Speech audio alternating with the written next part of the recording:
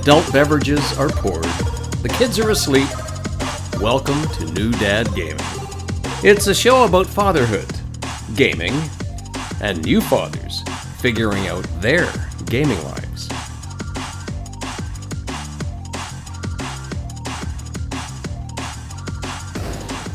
My name is Trevor, and I have a 9-year-old and a 7-year-old. And I'm Jeff. I have a 14-year-old and 11-year-old that are very much not asleep at all. That threat has been persistent in the last couple episodes. I'm waiting for it to pay off. Daylight savings is not going to make that any better, so... Yeah. Well, one thing, Jeff, is it's beginning to look a lot like Christmas. Because Halloween's over. The stores don't have to pretend anymore that there's this, this battle between the two seasons. They can just throw it all away. It's nothing but Christmas, folks, because we've survived Halloween's. Congratulations, dads. Hope you all had a good time out there. Did you have a good Candy Fest there, sir? Yeah, so this year was a little bit different. Again, I have a 14-year-old now, so the 14-year-old took out the 11-year-old. Man, taking over the chaperone duties. Yeah, so it was the first what was that time. like? It was a little bit terrifying. It was a bit much, perhaps. Yeah, like I'm glad that, the 14-year-old has a cell phone on them, so if any, issues, whatever, they can call us. Whether or not they pick up the phone when we call, different story. Absolutely. But it was very different. They went out with their own friends that, again, my youngest knows, so there was more of them. The ratio was good, right? And so, yeah, it was a little bit scary just with the amount. Like, this is your responsibility, so you both need to come back in one piece with candy. With a lot of candy. That's the objective. Please. Please pass the mission. Treat it like a video game, right? A little side quest. Like, not too many side quests, but you need to get home safely. Mission. Times are tough. We're going to need this candy for a few months. To stretch out the budget. So, yeah, how did you take that, though? Because that's fairly momentous in so much as, I don't know, like dressing the kids up, going up, seeing them like with exuberance, jumping between houses and like collecting the candy. Like that was always a great joy. I actually did spend it. I was the candy giver last year. I got to go with the kids. So this year my wife went instead. So, But still just the same, like the whole event is, I think a dad sort of shines and really sort of enjoys it. Right. So was it met with sadness? Was it met with like, oh, thank God I don't have to go out? Like, where did you guys like land for this big change? Yeah, I was so incredibly upset. No, I wasn't. I was so thankful. Like, I honestly lived at the front door, so I was never a candy giver. I'd always go out, like you said. Like, I was just the one that would go around with them. But this time, handing out the candy, I just sat by the door with my Steam Deck. Oh wow, you're kidding me. No, I'm not. And play my Steam Deck because it's only like 2 hours before things kind of give up. So did that, handed out candy. I was having a blast. Less screaming, right? The screaming would just be at the door and that would be it. But like less of my kids screaming and everybody else screaming and the chaos and trying to keep track of everybody. So, did you have an adult beverage? I did. Okay. I didn't hand out adult beverages, but I did have one handy. And a Miller Lite for you, and a Budweiser Light for you. Exactly. Don't worry, the parents. It's light. It's okay. Okay, because that means we had the exact same Halloween experience. Yeah. Awesome. Because I had my iPad, and I was playing Balatro, and I had my beverage, and I was just like sitting at that door ready to go. So it rang up, and I'd walk up, grab the bowl. Like, you guys look great. This is amazing. One for you, one for me. Go back to the pier in the game, just living the best dad life. That was fantastic. I am so happy to hear you did the same. Yeah, like, did your wife come home with the exhaustion of, like, I remember coming home like, oh my God, I just need to sit down. I need to lie down. I need darkness. I just need brain. She was tired because those kids were going. My kids hustled. And that kind of brought me to the next point where I don't know if it's like when your inner child dies or how exactly to phrase this, because I remember as a kid, like I was a multi-bagger kid, right? Like, yeah. You fill one up, drop it off at home, get the next bag, keep going. And then that would last you a long time. Yeah. But now seeing the quantity of candy my kids have, like they came home and they poured it out all on the living room floor. And I'm just staring at this. It's like, this is a problem. Like, this isn't right. Like, we can't handle this. Like, this is too much. like you can't eat this much.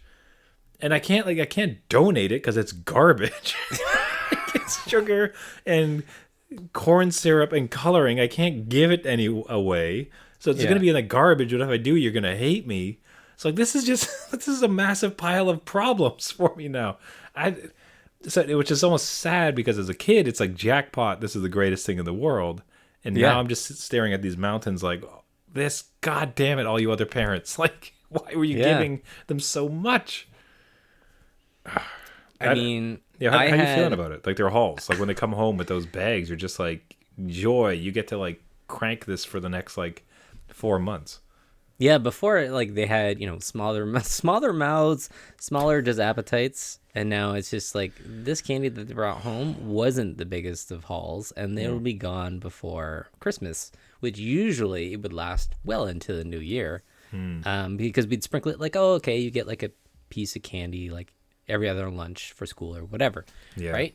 And it would just kind of continue, and I would be sick of it by the end of staring at the stupid bowl from Halloween that's up after New Year's.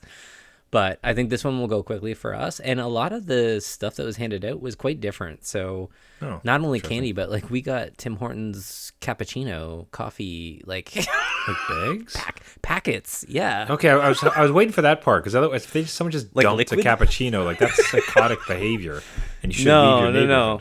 This is make it your own. Like, here's the package. Just go make your own. That's like what's a wink and a nod to the parents. That's pretty nice. That's pretty cool. Yeah. Well, they didn't know what to do with it though. They thought it was hot chocolate. I'm like, no. The one house in my neighborhood, I fall on the side of like it's cool because look, we're all adults. We're all having fun here. Wink and a nudge. Just be cool. They had an adult station.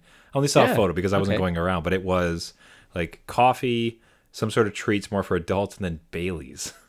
Oh. So the parents could walk up to this bar sitting beside this Halloween house, and you're like, the responsible response to this is to say like, oh, alcohol and kids, da. The cool response is like, that's great. Thanks for doing this. Like, this is a dumb tradition anyways. It's a lot of fun. So like, let's just roll into it. Yeah. Well, you'd want to support the person and be like, I'll make you feel good and participate. Like, I wouldn't mind a cup. Yeah, I'll take a sniffler here. They gotta keep warm on this cold Hallows Eve. As you're unscrewing your thermos, it's like, actually, like, just pour it in here. No one ever checks your coffee cup, buddy. They do not. So, hey, gaming dads, if you have thoughts on trick-or-treating, candy, or had a particular story to share, reach out to us at New Dad Gaming or newdadgaming.com. Now, you took in a bunch of candy and you've gotten rid of another addictive type of thing from your household with the removal of PS Plus, which I was fairly interested to hear about. What's the story here with your house? Yeah, I have been a PS Plus member since the introduction of it, which I think was way back on the PS3, if I'm not mistaken. Right. And so just with recent price increases, like it just keeps going up and up and up. And then I have less and less time to game and actually use the services. So I said, this time I am not going to renew.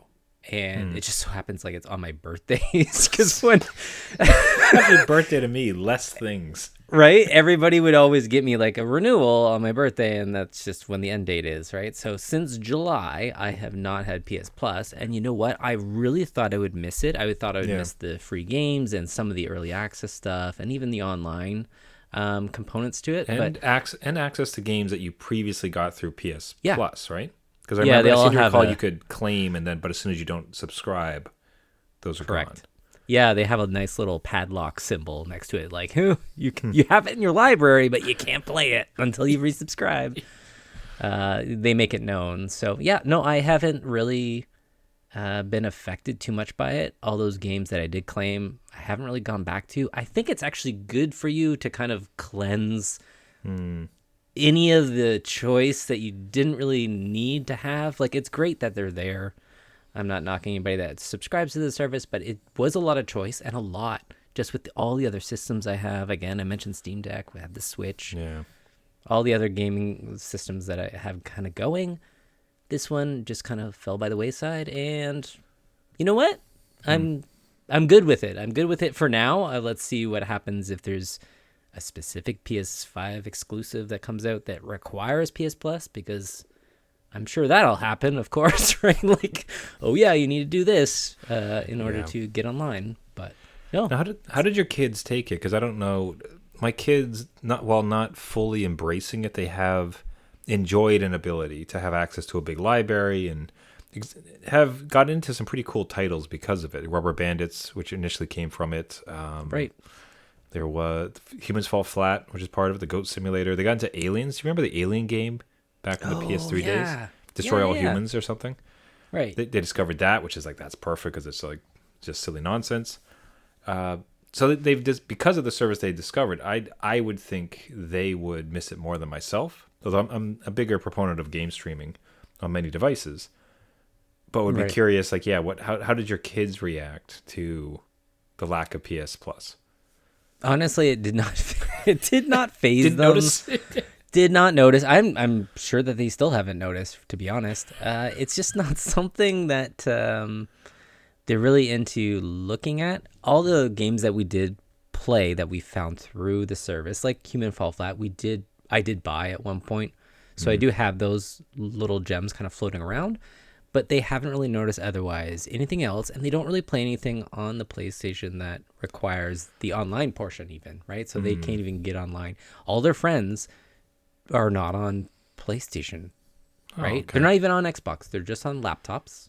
Right. So that's where they are. Yeah. So I think I've been off since I got I think when I went with Xbox, got off of it. And as you said, like they had the really annoying, like, oh, there's all these games you'd have back if you just resubscribe. Yeah. But yeah. never enough really to pull it on. I'm curious what the push and pull will be of it in future as price goes up, gaming time goes down. It's like, don't you want access to like 4,000 games? It's like, man, not really. Like I don't got time for like many of these. Like, what am I supposed to do with that many? Yeah, I know. I kind of like did some reflection on it. I'm like, am I old? Is this how it happens? Do I not think this is good value for my money? Like, it's too much candy. It's too many games.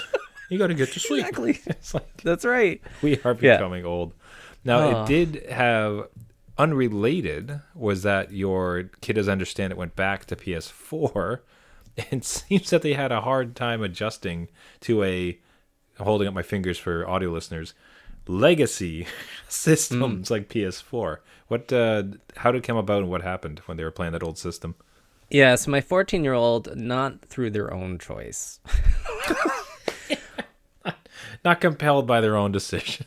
No, I had to go back to PS4 as the system to choose because they, had some things going on in high school that we weren't really proud of, they weren't really proud of. So in order to sort that out, we gave the laptop a break. So down goes Steam, that's on pause. The only other system in the house that's really like in the basement side of things, because the PS5's up on the main floor, is the PS4, and they had to use that as their punishment to access anything like YouTube, old games and stuff. And that's really the most that my PS4 library has seen in terms of action is my 14-year-old accessing these old games that I completely forgot about. And they're going through the library, and I get like the notifications on the app on my phone. So I see them downloading like Trackmania and like I think Castle Crashers and like all these old games. And that's great. I could hear the sighing though, Trevor. It was just like, oh. Right? When it wasn't online, when the load wasn't immediate as soon as it comes up. No. Have you dipped into PS4 and noticed something in going backwards to it that perhaps you wouldn't expect? That you take for granted now that you're on like a PS5? I have access to the PS4 and just even the home menu, just even trying to get into, let's say, YouTube and access media through that way. It is so incredibly slow. And it's not even just the software. It's just like it's got the old hard drive in it, right? It's not SSD, so like it's not snappier. And again, limited gaming time. I want my thing snappy, And not to mention the noise of the thing. I can't stand the noise. It grates on me. It is like an airplane now. I'm not sure how long it's going to last, but it is loud, and I don't like that. PS5, whisper quiet. I'm sure the Xbox and stuff is whisper quiet. Dad likes his peace, I think. That's part of convenience, part of what the PS5 can offer. Likes his speed, likes his peace. Yes.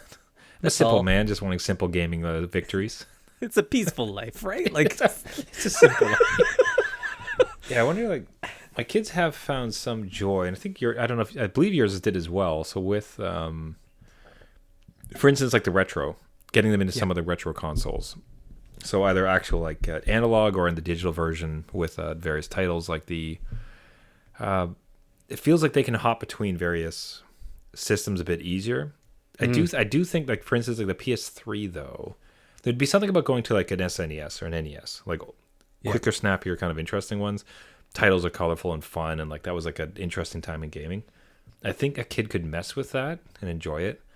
I think like PS2, Xbox 360, PS3 would be kind of hard because that was a really weird, difficult kind of what you call like teenager phase in the gaming world. Like those systems were impressive, but they weren't. This will be what I want to say is those systems like were great for the time, but they're just ultimately in the echelons of history not that good. Like they were kind of weird systems. You know what I mean? Like the PS3 especially, I think, was this weird version of it. 360, I have some desire for it. I'll give you this, like, defend it though if I'm like way off base. The jump back from PS5 to PS3 would be wild. Basically, is what I'm trying to get to. Yes, it would be wild. I think I still have the body of the PS3 that died underneath the TV, and it's so incredibly heavy. But it still makes sound from time to time. No, the PS2 still works. I still have that one, and I think you're right. I think if the kids went back to that kind of era, one, you have to change discs, so they're not used to even that, right? So they'd have to go. I do have PS2 library behind me that they would have to go and fish out the discs if they're going to do it that way. My 11-year-old has actually plugged in the SNES Classic and played through all those games and had a blast. So much to your point, right? Where they just kind of like tool around, everything's colorful and kind of cool.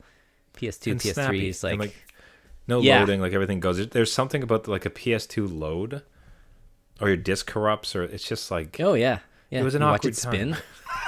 It was an awkward time, and they were just introducing things like, network and internet and stuff, and it's just teenage phase. I like that teenage phase.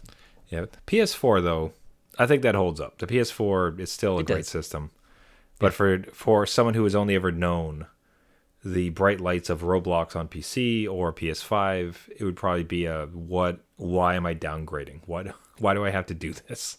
Yeah, yes. And again, my 14-year-old had to download these games and had to sit there and wait for the ticking of the loading, because the PS4 didn't really have good like Wi-Fi signal. Like I have an Ethernet, but it doesn't read it on the hard drive fast enough. Much like their laptop SSD, Steam's very good at like parsing that kind of information and optimizing it. PS4, no. And you can't do anything else. If you go online, it pauses it. So like even that multitasking, it's like, nope. Can't do it. So another good transition, I think, almost as a PSA for gaming dads, as I sung at the beginning of our podcast, as we do start to get into Christmas, as Christmas comes around the corner, or also just if like you have not upgraded from a PS4, what I found interesting, I was curious if you've kind of noticed the same thing, is that it feels like we've kind of reached the other side of PS5 costs. So when it first came out, terrible availability. I think it was pandemic, right, as well? Oh, yeah. Yeah, so the prices were like ludicrous. Like it through the roof, like multiple thousands of dollars. You couldn't find one to save your life.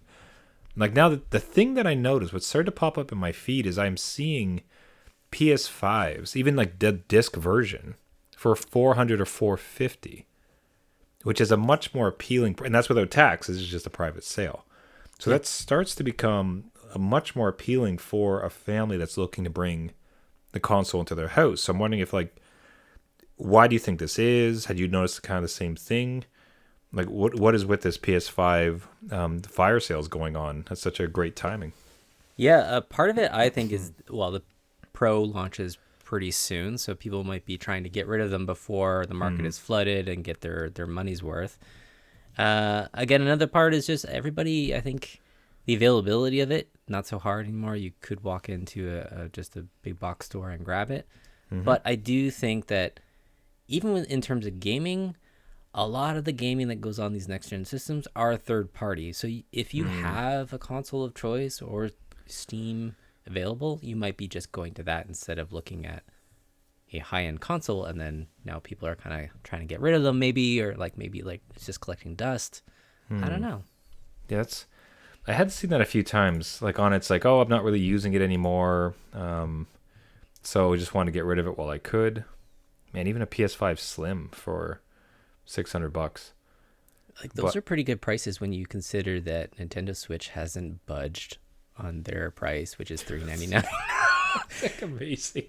Right? Oh, they never will. They never will. It never will. All the way up to Switch 2. It'll probably go up in price. So well, probably Switch 2 will probably be $499, and then the original Switch will be $3. What a deal! You get $100 exactly off if you want the old version. Yeah. But it's started to come across my feed. It seems like you've confirmed that you're seeing it as well. So if anything, that's just kind of a PSA for the dads out there. Yeah. Where it's good. Starting to see it come down, and it's a great time because again, like Christmas around the corner, you can kind of like keep your eyes open for one of those deals, sneak it into the house, play it a whole bunch, update it, get it ready to go. Yeah, make sure it works and stuff. Yeah. Make sure it works for a solid month before Christmas shows up. Exactly. Yep. And then be the hero. So I want to put that out there. Now, for myself, for a how I might play a PS5 should I ever get one would be as a direct pass-through to my new Quest 3. Look at you and your VR. Back in VR, baby. We were some of the first. We were doing PSVR. I had mine on launch day, PSVR. And I do not regret it. Like, it wasn't... I used the heck out of it. Like, I really enjoyed that console. One of my favorite, more like actually gaming dad moments was my in-laws were visiting from another country, and we were all just kind of chilling in the basement. But I was having a gaming session, and the TV they didn't want to. They were watching TV, so everybody was just like kind of conk out on the screens for the night because we'd all been exhausted. Kids were finally asleep. Yeah, but they were watching TV. So what I did was like I had my PS5, and I was just playing Destiny, like Destiny 2, which I was into at that time. And just even having the ability to have the flat screen of it, be in the same room, like we're all kind of chatting, like it was just fantastic moment. I loved it. I loved that PSVR. Yeah. Yeah, again, I will vouch for it. It was a good system. You were my gateway into that. Yeah. And my father-in-law, who is actually in a wheelchair, was able to experience some games through VR, where he doesn't have that mobility anymore, right? And could actually, do some of the more scenic stuff. So it does have its uses for even just, accessibility and people that want to explore the world and they can't. So I am all for it. I am so happy that I got a Quest 3. Not that I'm jealous. Who says I'm jealous? It might sound like I'm jealous. Kind of jealous. Oh, I can see about a gaming dad discount on a Quest 2. That's going to be collected. That's right.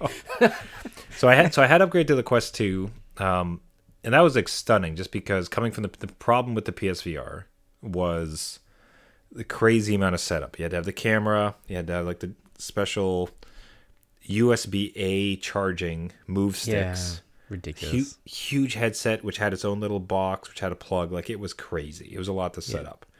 And the Quest, you just strap it to your face and away you go.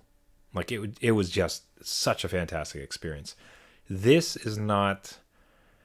It's not like going from like flat screen to VR for the first time, as far as like going from 2 to 3. So it's not this generational shift of it. However, like they've continued to refine it. The pass through is fantastic. So when you're looking through it on the Quest 2, it was black and white grainy. But Quest 3, like you can actually like look at your phone and like see notifications and stuff. Like it's color pass through. Like you could you could easily walk around your house. On the Quest 2, you had to kind of draw the boundary because the system wasn't smart. Quest 3's got these sensors. So it looks at your room. It's like, hey, here's all your stuff. Careful. Oh, wow. And then more importantly, so what I started off the thing with is it has And actually, the Quest 2, to be fair, the Quest 2 got this as well, which is really cool. I was really happy they brought it back to the previous system. But you can get a USB video capture card and basically plug in an HDMI cable into your Quest. So Okay. with the Switch, with a PC, with PS5, Xbox, whatever, you can just shove it into your headset and then proceed to have the 100-foot screen in front of you in a theater and be playing like that game, like real time. Just So plug in, Oh, right? man. And the privacy of it too, right? Like you can just like go off and do your Destiny 2 or be out in space and you're like, Yeah. yeah, no, I'm out here. Thanks. So it is fantastic. I'll say I know my kids so badly want to play it. I've let them had like touches of it. How do I not give them a taste, right? So I put them like on a roller coaster, let them see something, but Yeah. they feel very much too young to be having like the screens like literally on their eyes. And I think they warn it's like you're not supposed to do it till they're 16 anyways. So, which most parents break, to be honest. There's a game I broke it. No, that's fine. I'm not talking about like a touch. I'm talking about like full-time gaming. Have Oh, you yeah, heard yeah. of Gorilla Tag, the game? Oh yes, yeah. My 14-year-old all into it. That's what Okay. all birthday But- parties are about. But in VR or like on the system? Yeah, in VR. Okay, so that's the thing, right? So like they say, don't let your 12, 14, whatever, like 15-year-old like be in VR. But you go into a game like you go into a game like Gorilla Tag, it is nothing but very tiny little squeaky voices. Yep. Saying some asinine stuff. Totally. That's probably my kid. I think you've raised them better not to say things like this. No, but, like, no, yeah, no. But as far as being perhaps like a bit more boisterous than perhaps the adult crowd would like. Yeah.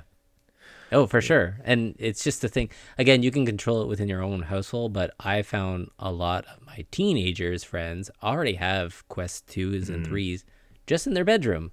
Like they just have it. And then birthday Wow. parties are in like VR warehouses. And like 8 people get together and go nuts, which is Seriously? cool. Yeah, I want to be invited. That's really hold on. Like talk about this for a second. So you're saying that like the uptake of VR in younger, like call it like 12 plus, is actually quite high. I would Like many I of them would have say it. it was. Yes. Yeah. and I probably live in an area where, these kids can like afford it themselves, so they've bought it. Oh, Right? My kid doesn't have it. Mainly cuz, like it's a little too much for them to handle. But yeah, their friends would have multiple systems because they're usually multiple siblings in a house, and they would all have VR together. And then even again, like their birthdays, they would set like a VR company and they would go and do that. That's the thing. Gorilla Tag was a huge hit. That's one of the things that always comes to mind is Gorilla Tag and something else that was like a bunch of mini games. I can't think of it though. Oh, Rec Room. Yes, Rec Room. thank you. You It's- read my mind. Oh yeah, man. No, well, Yeah. I've played that one, and again, it's that same thing where it's pretty cool as far as like people just storing around playing paintball or something. But every now and then, it's especially with open mics, it's like, oh, you guys are all Yeah. Yes. 12. I don't like being here. I'm uncomfortable. Thank you. I'm gonna leave. Yeah, no. Again, that's all the rage for the kids. That and again, this is aside from Roblox, but yeah. Now, have your kids asked for VR headsets? Yes, they have. Okay. So They have- I'm just curious. Like, I want VR to succeed. I really like VR. Like, I really appreciate it. I've bought now 3 headsets, right? So clearly, it's something that I appreciate and enjoy. I would say from my adult friends. Well, sorry, that's to say like I have kid friends. From my friends, like there are very few that have it and use it. Yeah. So what I'm finding fascinating though is it seems like there's like a higher uptick in usage with younger people. Yeah. Again, I would agree. Both my kids wanted VR. They were planning to split it, which is a terrible idea because I did that with my brother, splitting the Right. console, and I have all the consoles here at my house, and he has none. So I know how that works out.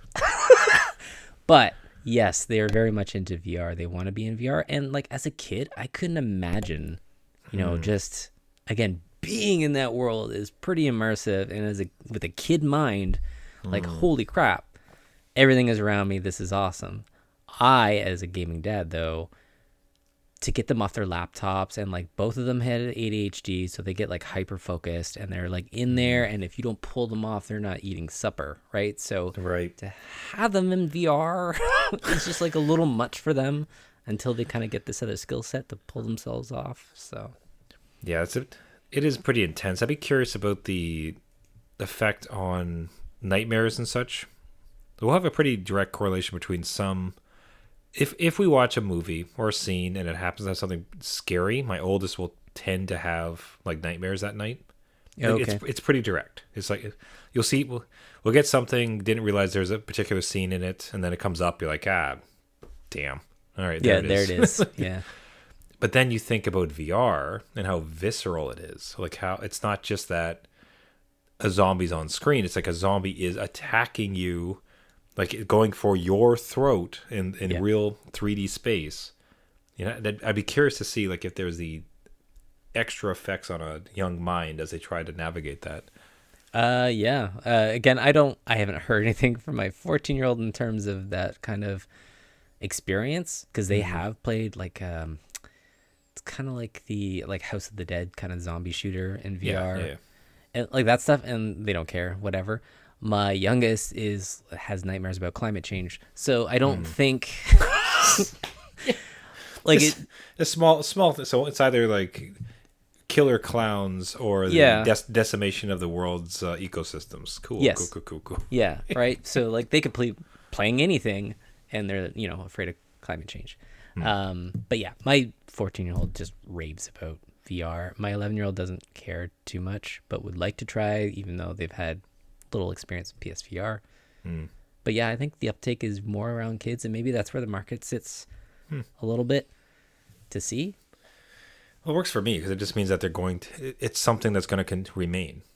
Like Yeah. if the market continues to grow, people keep investing in it. Like every quarter, they love to break out the figure of how much money Meta / Facebook has lost on Oculus. Yeah. And every time it's like, please stop losing money. I like this thing. I want it to survive. So maybe the kids are the future, Jeff. They very well could be. We'll meet them in like some sort of virtual world, and like that's how we'll communicate at college, or when they go away, be like, "Hey, kids, meet me in Sim World." Let's do VR chat. We're gonna do trick or treating in VR chat. I don't want to walk around.